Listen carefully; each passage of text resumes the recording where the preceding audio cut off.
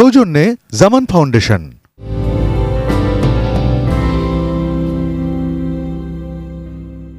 প্রিয় সুধী, আসসালামু আলাইকুম। এটিএন নিউজের প্রতিদিনের নিয়মিত বিশেষ আয়োজন শিল্প সাহিত্য ও সেলিব্রিটি শো কবিবাড়ি অনুষ্ঠানে আপনাদের সাদর আমন্ত্রণ। কবিবাড়িতে যেজন আসে গুণীজন, তারাই দেশের অমূল্য মানব ধন।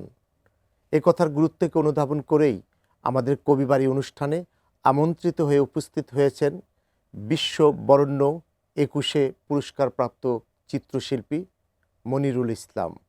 আর অনুষ্ঠানটির নিবেদক জামান ফাউন্ডেশন। আর অনুষ্ঠানটি উপস্থাপনা করছি আমি আসাদ কাজল। প্রিয় দর্শক, চলুন অতিথির সঙ্গে মূল আলোচনায় ফিরে যাই। মনির ভাই, আমাদের এটিএন নিউজ স্টুডিওতে কবিবাড়ি অনুষ্ঠানে আমন্ত্রিত হয়ে উপস্থিত হওয়ার জন্য আপনাকে স্বাগত জানাচ্ছি। কেমন আছেন? ইনশাল্লাহ ভালো আছি। মনির ভাই, একজন শিল্পীর পুরস্কারদাতা ঈশ্বর, গড, ভগবান, আল্লাহ।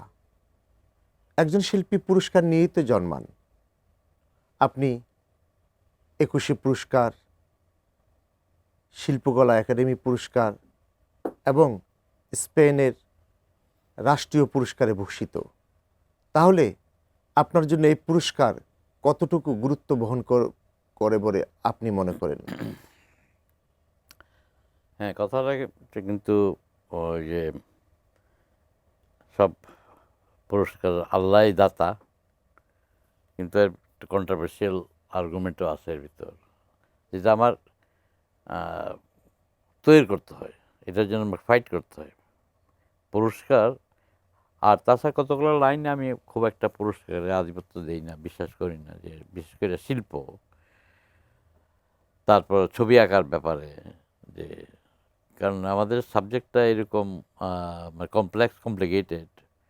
এখন আমি একসময় টিচার ছিলাম ঢাকা আর্ট কলেজে, 66 থেকে 69 পর্যন্ত একসময় ছিলাম।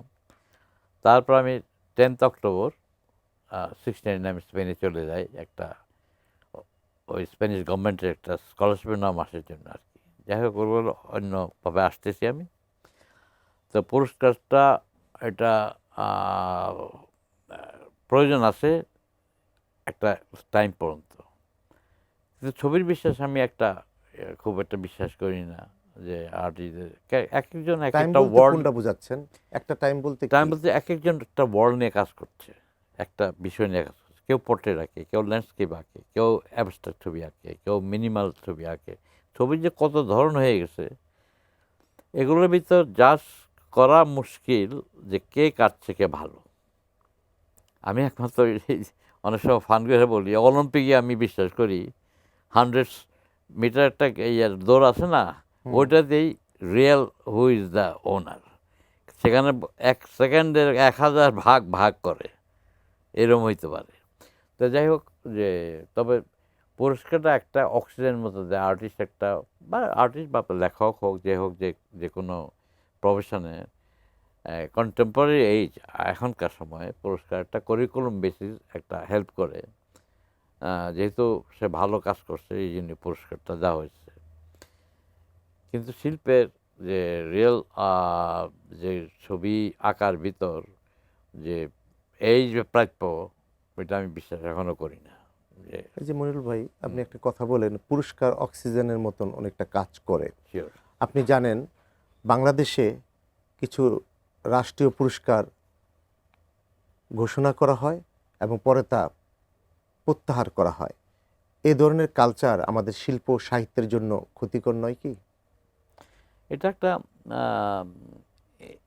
ইন্ডিভিজুয়াল অ্যাকসেপ্টেশন বলবো, যে কেউ এটা প্রভোকেটিভ অনেক সময় অনেক বেশি হয় এরকম, যে যে অস্কার নিতে গেল না উডি অ্যালেন হলিউডে, সে ওই রাত্রে সে তার কি একটা ইনস্ট্রুমেন্ট সে পাবে বাজাইতেছিল। তো এগুলা অনেকে ফেরত দিচ্ছে, এটা ভেরি পার্সোনাল অ্যাটিটিউড। ফেরত বাংলাদেশেও অনেকে দেয়, কিন্তু রাষ্ট্র যখন প্রত্যাহার করে নেয়, এটা বিষয়টা একবার দিলে প্রত্যাহার করা, এটা পলিটিক্যাল ইয়াতে চলে, ইস্যুতে চলে যায়। যদিও ইয়াটা ওই প্রাইসটা এখনো যে রিয়েল কারা পাবে না পাবে অনেক সময় এত এইজে দেয় লোক মরে যাবে অথবা মরার পরে দেয় ওয়াই নট ইয়াং। মরণোত্তর পক্ষে আপনি? হ্যাঁ হ্যাঁ, না এটা আগে কেন দেয় না ইয়াটা, সেই মরে গেলে প্রাইজ করবে কি? ইভেন আমি খুব একটা ইয়া দেখি না, আমি এটা অনেক সময় 21শে পদক আমার আছে, এটা যদি সেকেন্ড হাইয়েস্ট অ্যাওয়ার্ড, ওইভাবে তো আমরা স্বীকৃতি পাই না। সাপোজ এয়ারপোর্টে আমি যাব, একটা ভিআইপি লাঞ্চ, আমি তো 5 মিনিটের জন্য বসতে পারি, কই আমি তো পারবো না, কারণ আমাকে কোনো ইয়া দেয় না, কার্ড দেয় না। আমি তো বলবো না এই আমি 21শে পদক, তোমরা আমাকে বসতে দাও, নো নো, এটার জন্য আলাদা কোনো কার্ড নেই কার্ড না? দেয়নি। এটা স্পেনে আমার যে অ্যাওয়ার্ড আছে, যেগুলা 3টা রাষ্ট্রীয় অ্যাওয়ার্ড, এটা ওখানে আছে? ওখানকার স্যার যেটা হাইয়েস্ট, যেটা স্যার আবেদ সাহেব পাইছে, আমিও পাইছি, এটা রয়্যাল মেরিট অ্যাওয়ার্ড, সেটা হলো European community plus kingdom of Spain, এটা হাইয়েস্ট সিভিল অ্যাওয়ার্ড। তো সেটার জন্য ওরা আমাকে কোনো মিউজিক ক্লাসিক্যাল মিউজিক বা ব্যাংকে কোনো টাকা নতুন ছাপালে ওরা অ্যালবাম করে আমাকে দেয়, কতগুলো তো ফেসিলিটি পাই আমি আর কি, যেগুলা কালচারাল কোনো অনুষ্ঠান হলে ওরা দাওয়াত করে। কিন্তু এখানে তো এইগুলো নাই, একবার দিয়ে গেলো। এবং আমি পেলাম 99-এ 21শে পদক, আলী জাকের ছিল, সুভাষ দত্ত, হাসান ইমাম, আমি আরেকজন বলে গেছি নাম। দ্য মানি অ্যামাউন্ট ছিল 50,000 টাকা দ্যাট টাইম, এখন এটা 4 লাখ টাকা। থিং ইজ সেম না? তবে আমি বলতেছি যে এই পদক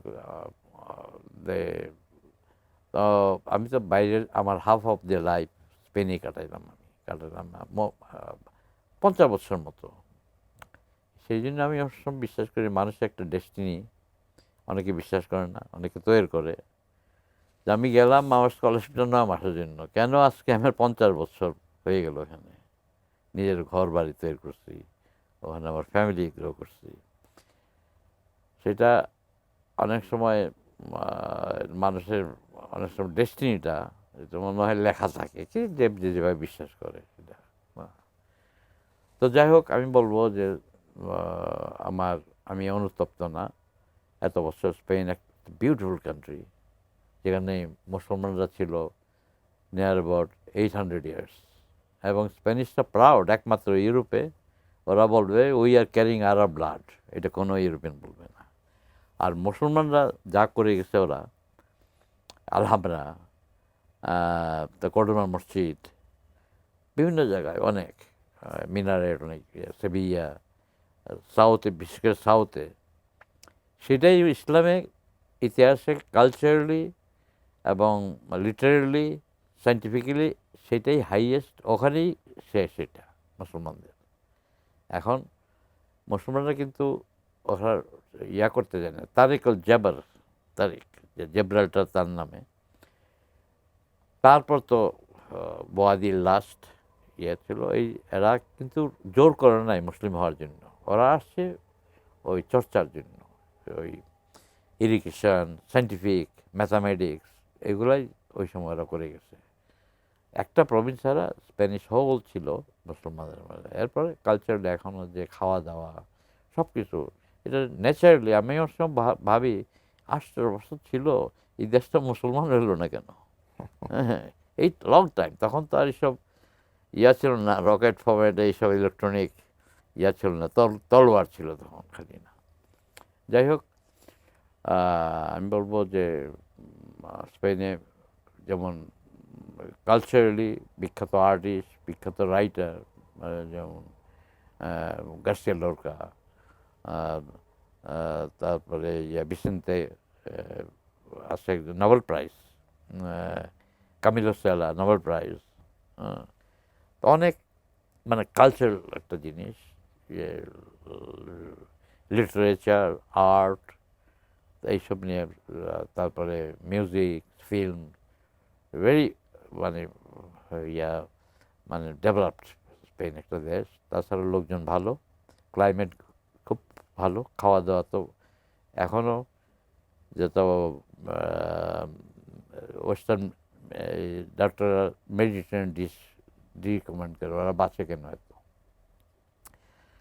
তারপর সানশাইন গ্যারান্টিড, লোক সংখ্যা হলো 44 মিলিয়ন, ট্যুরিস্ট আসছে 60 মিলিয়ন। মানে সেটা চিন্তা করলে মানে অপূর্ব না? না, সব দিকেই আমি বলবো যে এত বছর হয়ে গেছে আমি আসি, এখন আমি দেশে আসি, এসে লাস্ট আমি 3 মাসের জন্য এসে আমি 6 বছর পরে গেছি আমি স্পেনে।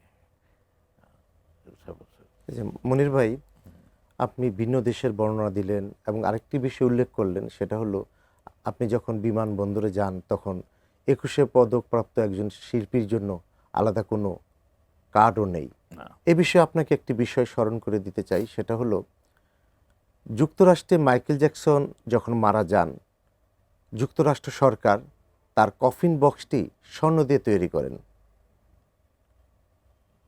আমাদের দেশের শিল্পীদের সম্মানে বাংলাদেশ সরকার এবং যুক্তরাষ্ট্র সরকারে কি পার্থক্য খুঁজে পান? আমি বলবো যে পার্থক্য যে এই যে সব কিছুর ভিতরে একটা ইকোনমিক ফাইন্যান্সিয়াল একটা ব্যাকগ্রাউন্ড আছে। শিল্পটা আসলে বাঁচাই রাখতে যারা করে পেট্রন, এরা রিচ একটা ক্লাস অফ পিপল, যারা ছবির থেকে আরম্ভ করে সব কিছু অ্যাওয়ার্ড দেওয়া, পেট্রন করা। আমি বললাম যে 500 বছর আগে রাজারা পেন্টার রাখতো, তার ফ্যামিলি ছবি আঁকতো, তার পার্সোনাল পেন্টার, তার চার্চ এবং ছবিরও সাবজেক্ট ম্যাটার ছিল বাইবেলিক ছবি, ওয়েস্টার্ন ওয়ার্ল্ডের কথা বলছি আর কি। যাই হোক, ওখানে স্কুল অফ ছিল যার পেন্টার, যেমন ভ্যালাস্কেস, গয়া, এল গ্রেকো, রেমব্রান্ড, এরা ছিল কোর্ট পেন্টার, বিরাট বিরাট পেন্টার। তা লাস্টলি ওদের সার্কিট ছিল, স্কুল ছিল না, এ রং তৈরি করতো, ও মাইস্ত্রো ছিল, গুরু মাইস্ত্রো। তো ওইসব কাজ গুরু শিখাইতো। অনেক সময় রুবেন্স একজন পেন্টার এত পেন্টিং করছে, এটা সম্ভব না। মিউজিয়ামে গেলে দেখা যায় একটা বড় পেন্টিং, রিয়েলিস্টিক ছবি, আঙ্গুল আঁকা, শেড দেওয়া, একটা লোকের পক্ষে সম্ভব না। সুতরাং তার স্কুল ছিল, তার সাগিররা ছবি আঁকতো আর কি। মাইস্ট্রো রুবেন্স করে তার শেষ করে দিত, ডাউটফুল আর কি এটা ছবি কিনা। 500 বছর পর আজকে যে কিছুই চেঞ্জ হয় না। এটা রাজার হাত থেকে এখন চলে আসছে এটা ব্যাংকারদের হাতে, কর্পোরেটদের হাতে। যেমন এখনকার আর্ট পেট্রন করতেছে সব big big company, McDonald, Philip Morris, Coca Cola, আমেরিকাতে বলছি আর কি। আর বাংলাদেশে আমি বলবো যে আজকে পাকিস্তান আমলে একরকম দৃশ্য ছিল, তারপর বাংলাদেশ হওয়ার পর আমি বলবো ভেরি পজিটিভ। এবং বাংলাদেশের ছবি 40 লক্ষ টাকা করে একটা ছবি বিক্রি হয়, এটা কেউ চিন্তা করার বাইরে। 40 লক্ষ লক্ষ টাকা? টাকা। এটা কি বর্তমান বাজার দর? এটা প্রেজেন্ট বড় ছবির সাইজে। এখন হ্যাঁ, যে বাংলাদেশের ছবি বিক্রি করে যে আর্টিস্ট থাকতে পারবে এটা কোনোদিন চিন্তা করে নাই মানুষ। আমরা বিক্রি করছি ছবি, that is I am talking about 61, 66। জল রং সেকেন্ড ইয়ারে যখন পড়ি 30 টাকা 25 টাকা করে ছিল। হ্যাঁ, তো তখন অবশ্যই টাকার ভ্যালু ছিল অনেক, এরকম না। তো সেই পর্যায় থেকে যে আজকে শিল্পীর একটা পোর্ট্রেট ছিল, সবই শিল্পী আর নোংরা পায়জামা, নখ থাকবে লম্বা, কাঁধে একটা ঝোলা থাকবে, লম্বা চুল থাকবে, ব্রাশ করা থাকবে। আর এইটা হলো একটা শিল্পীর একটা আকৃতি, সে প্রেম করবে, গাঞ্জা কিছু খাবে, এই ধরনের একটা ইয়া ছিল। আবার ঢাকায় শাহবাগ ওরা লুচি খাবে, পরোটা খাবে, এরকম একটা ইয়া ছিল আর কি। এই যে বাংলাদেশের শিল্পীদের যে একটা এলোমেলো লাইফ, এলোমেলো থাকবে ইত্যাদি, তো এই বিষয়ে যদি আপনাকে একটা প্রশ্ন করি, সেটা হলো মানুষ সামাজিক জীব, আপনিও নিশ্চয়ই আর ব্যতিক্রম নন। আপনি কি মনে করেন একজন শিল্পীর সামাজিক দায়বদ্ধতা থাকা বাঞ্ছনীয়? অবশ্যই, কারণ আমরা সমাজের বাইরে না, যতই বলি। বিশেষ করে আগের যে একটা কনসেপ্ট ছিল বহিমিয়ান, এখন বহিমিয়ান আর সেটা খেতে পারবে না। এখন আমরা একটা নর্মাল লোকের মতো কাজ করতে হবে। ক্রিয়েটিভ প্রসেসটা হচ্ছে যে অনেক নিয়ে আসে বাই বার্থ, আমি বিশ্বাস কিছুটা হাইডিং অবস্থায় থাকে ভিতরে, এটা পলিশ করার জন্য আমাদের কাজ করতে হবে। জিনিস এমনি হয় না, যদি কাজ কিছু না করে, সে প্রডিউস না করে, যদি অ্যাক্টিভিটিস না দেখায় যত জিনিসই হোক, হি ইজ নট জিনিয়াস। তা প্রমাণ করতে হবে, সেটার জন্য প্রচুর কাজ দরকার। তো আমি বলছি শিল্প সমাজ আজকে যে বাংলায় যারা কাজ করছে মোটামুটি ভালো, দে আর লিভিং বেটার দ্যান লয়ার। ওদের নিজেদের ফ্ল্যাট আছে, গাড়ি আছে, ড্রাইভার আছে, হ্যাঁ, সমাজে তাদের একটা লিডার হয়ে গেছে। এখন অনেক পার্টিতে আমরা ওই একটা ফুলদানির মতো, ওই যে ইনোগ্রেশন এই বাড়িতে টেবিল সাজাইতে লাগে তো ফুলদানি, হ্যাঁ, উই আর পাওয়ার বাস। একটা লেডার আছে সমাজে, এখন টাকা পয়সা আছে অনেকের, এখন সোসাইটি উঠতে গেলে আর্ট কালচার দরকার, এটা ছাড়া যাইতেই পারবে না। সেই জন্যই ওরা আর্ট কালচারের একটু ইনক্লাইন হয়েছে কিছু কিছু যারা সমাজে ওঠার স্থায়ীর জন্য। অনেকে টাকা পয়সা আছে কিন্তু তার কোনো ওই ক্লাস বলতে একটা যে সমাজের, সেটা যেতে পারে নাই। তো ছবিরা বলছে কালচার, আর্ট, পয়েমস, লিটারেচার এটা একান্ত দরকার। কারণ আমার একটা স্প্যানিশ পালমার আর্টিস্ট বন্ধু বলছিল, মানে রাফলি বলছিল, Monir, art is bullshit, it doesn't work nothing, but every inch of life you need it. Every inch, that means art of talking. এই যে কথা বলছি, কারো কথা বললে শুনতে ইচ্ছা হয়, কারো খাওয়া দেখলে উঠে দিতে ইচ্ছা হয়, খাওয়া মানে রাফ। এই যে আর্ট, হাঁটার থেকে আরম্ভ করে কথা বলা, খাওয়া, একটা সর্বক্ষেত্রে art একটা আর্ট একটা থাকার দরকার। হ্যাঁ, একান্তই দরকার। আচ্ছা মনির ভাই, তে পৃথিবীতে শিল্প সাহিত্যে পুরুষের তুলনায় নারীরা পিছিয়ে কেন? সব সময় ছিল নারীদের পিছানো, বিশেষ করে শিল্পের বড় বড় প্যালেসে দেখা যায় যে ট্যাপেস্ট্রিগুলা অনেক কিছু নারীরা করে গেছে এগুলা, কিন্তু ওদের নামও নাই। আমার মনে হয় একটা মাচিজম সোসাইটি আছে, মাচো বলে, ম্যানলি, আমি তো পুরুষ, হ্যাঁ, মেয়েরা তো সেকেন্ডারি, এই ধরনের একটা ভ্যালু দেয় না। কিন্তু বিগিনিং অফ দি ক্রিয়েশন মেয়েদের যে বিভিন্ন ক্ষেত্রে এদের পার্টিসিপেশন, এটা কিন্তু নোট করা হয় নাই, দেখায় নাই। এটা আমাদেরই দোষ, পুরুষরা যে কিছু কিছু মাচিজম কালচার, যে manly too much. Manly doesn't mean যে আমি পুরুষ, আমি যা করি মেয়ে পারবে না করতে, নো, দিস নট। মেয়েরা অনেক, ওদের ক্যাপাসিটি অনেক বেশি আমাদের চেয়ে, কিন্তু ওদের পুরুষ তাদেরকে সরিয়ে রাখছে, এরকম একটা বিষয় আছে। এখন চায়নায় দেখলে দেখা যায় মেয়েরাও যা করতেছে, যে হার্ড ওয়ার্ক, ছেলেরাও করতেছে।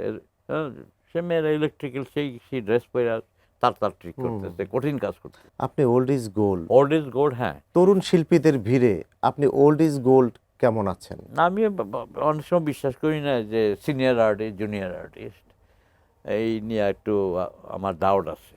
সিনিয়র হলে যে আমি ভালো, আবার ইয়াং হলে একটু এক্সপিরিয়েন্স, একটা নন এক্সপিরিয়েন্স। সিনিয়র হলে একটা এক্সপিরিয়েন্স, অন ডিপেন্ডস তার আউটলুকটা কী নিয়ে এক্সপেরিমেন্ট করতেছে, কি এক্সপিরিয়েন্স।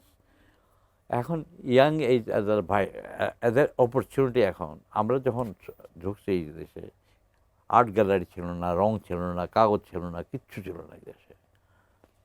এখন একটা আর্টিস্ট তার একটা মোবাইল বা একটা কম্পিউটার বসে দুনিয়ার সমস্ত মিউজিয়াম, কে কী কাজ করতেছে, কে কী করতেছে, সব এক টিপে দেখতে পারে।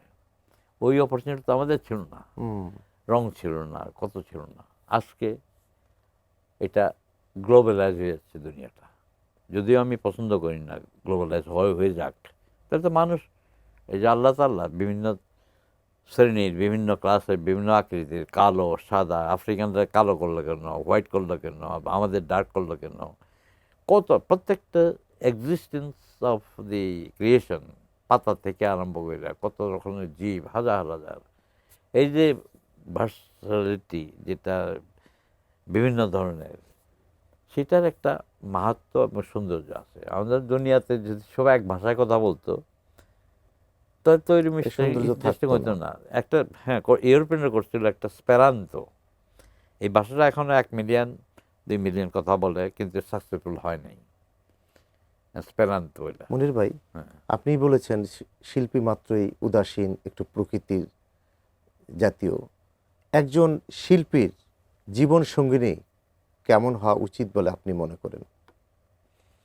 হ্যাঁ, সেখানে প্রথমত দুইটা, ওই যে লাভ অ্যান্ড যে যে একটা নেচার, নারী অ্যান্ড পুরুষ, যে ফ্যামিলি গ্রো করা বা ফ্যামিলি ছাড়া ইউরোপে যখন বিয়ের প্রথা নাই, যারা হ্যাঁ পার্টনার হিসাবে ইয়া করে আর কি। যাই হোক, বিয়েটা তো একটা কন্ট্রাক্ট, আর কিছু নাই।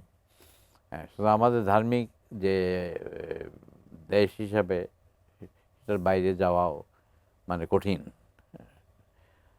তো বিরাট প্রয়োজন আছে, কারণ এই দুইটা অপোজিট, যেটা বিগিনিং অফ দি ক্রিয়েশন, যে ইন্সপিরেশন, অনেক কবিতা রাইটিং, তারপর অনেক ড্রামা, এই ওমেন অ্যান্ড ম্যান নিয়ে রচনা হয়েছে বিভিন্ন পরিস্থিতিতে আর কি।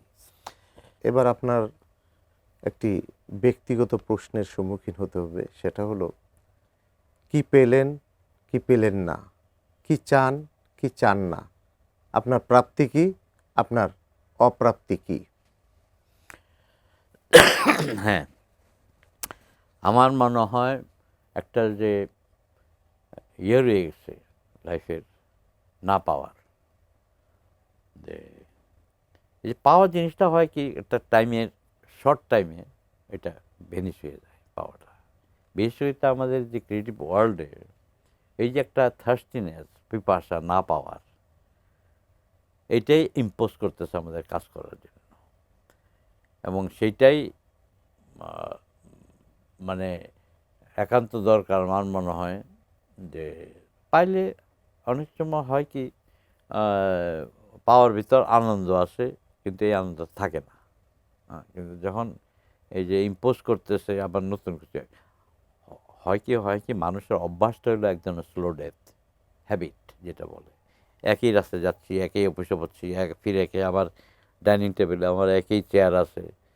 আস্তে আস্তে উইদাউট নোয়িং লাইফে শেওলা ধরা আরম্ভ করে। তারপর কদিন পরে আমি নতুন রাস্তার দরকার কি, আমার সেই রাস্তাই ভালো, আর বন্ধুর দরকার নাই, যা আছে যথেষ্ট।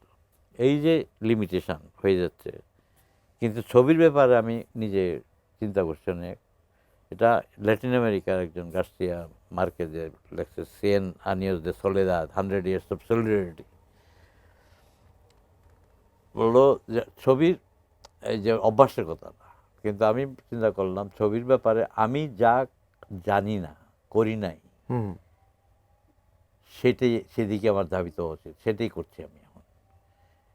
কারণ ওয়েস্টার্নরা বললে ছবির ভিতর প্রস্টিটিউজম আর্ট আছে, করাপ্টেড আর্ট আছে, তারপর আছে ফ্যাক্টরি টাইপের আর্ট। ফ্যাক্টরি আর্ট মানে করি আর বিক্রি করতেছি, বিক্রি ঠিকই হইতেছে, কিন্তু এর ভিতর থট নাই।